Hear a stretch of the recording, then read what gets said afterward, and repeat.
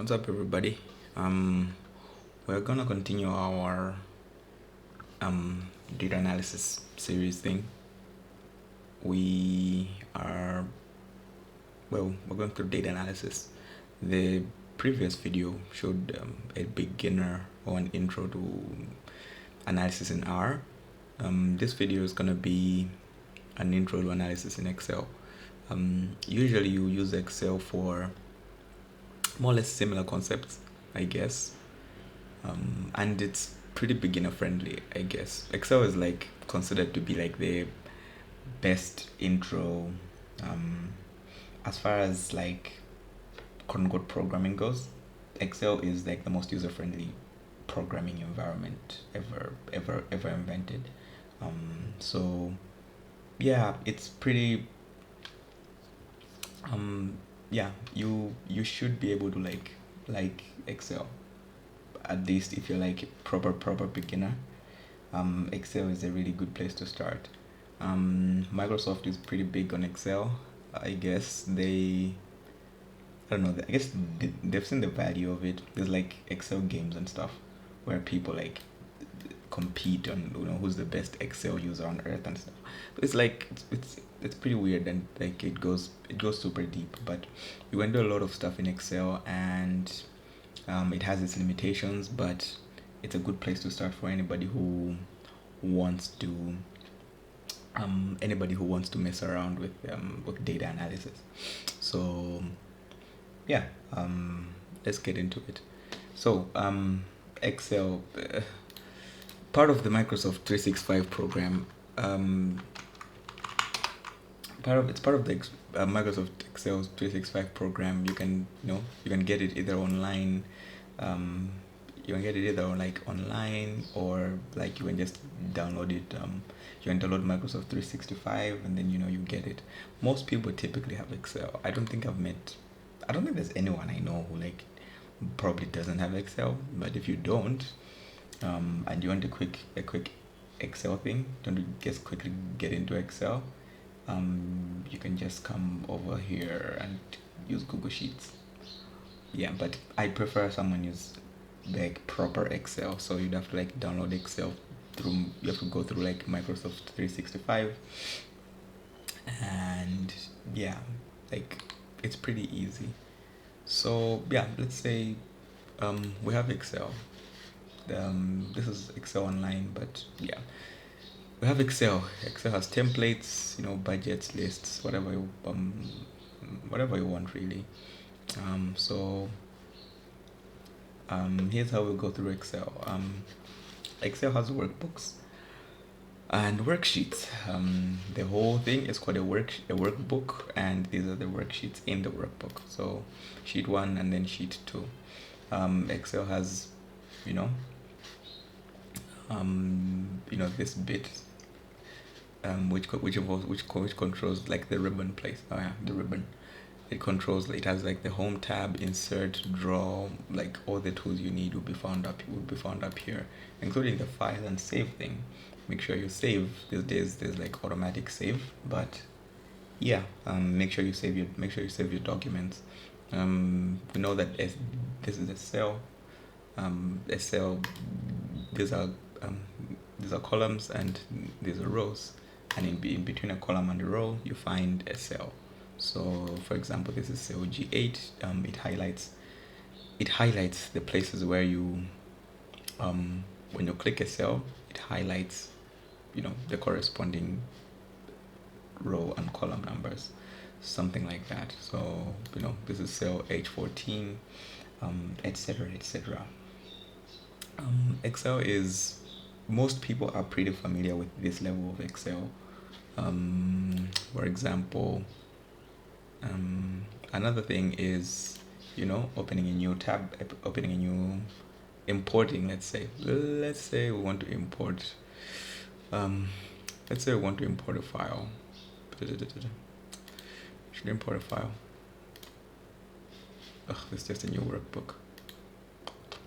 Okay, fine. If we want to import a file, I had the file I was gonna use I was already using it, so I'll just click here.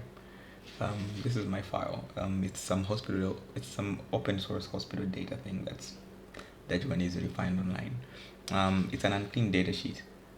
It's an unclean workbook, technically. So it has hospital data from patient ID, their gender, cholesterol, BMI, admission notes, admission dates, and then some notes that the doctors created. So sorry. So most people will find that this information is,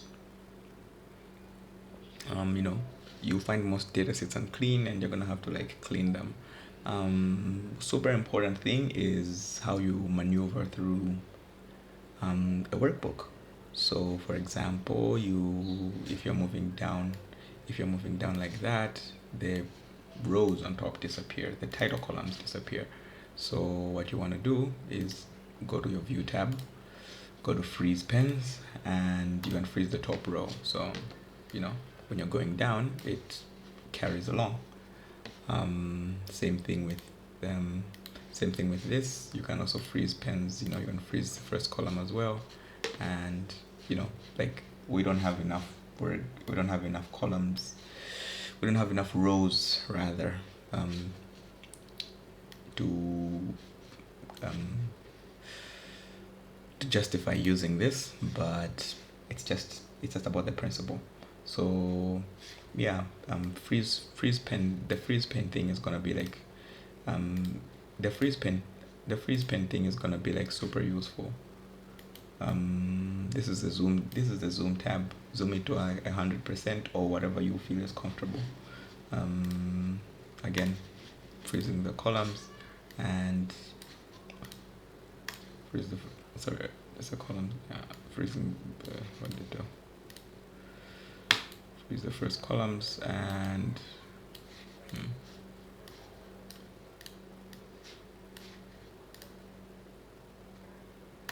freeze the rows, not the columns. Sometimes I'll make a mistake between rows and columns, so you're gonna have to forgive me.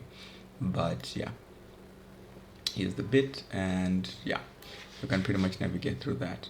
You can change the fonts and the alignments of the text, etc., etc. When you find data that is, in this particular way, uneven window, uneven column sizes, blah blah blah. There's a simple trick you might want to use. For example, this notes tab has like some text is spewing out, whatever. Just double click here on the edge of the thing. You will find you'll see that icon that pops up, and you just double click it, and it kind of adjusts to the length of the length of the column. So do the same thing here. Just to make the data a little bit more visible.